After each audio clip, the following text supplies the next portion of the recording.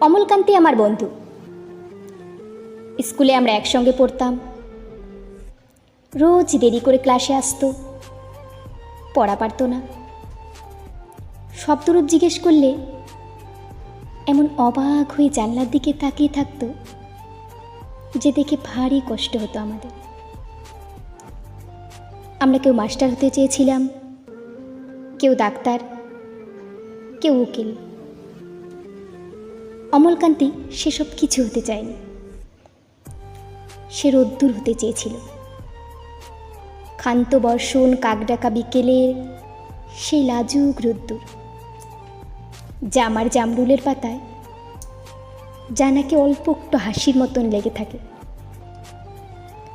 আমরা কেউ মাস্টার হয়েছি, কেউ ডাক্তার, কেউ উকিল। অমলকান্তি রোদ্দুর হতে পারেনি। সে এখন অন্ধকার একটা ছাপাখানায় কাজ করে।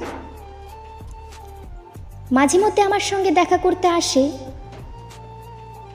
চা খায়, এটা ওটা গল্প করে, তারপর বলে উঠি তাহলে। আমি ওকে দরজা পর্যন্ত এগিয়ে দিয়ে আসি।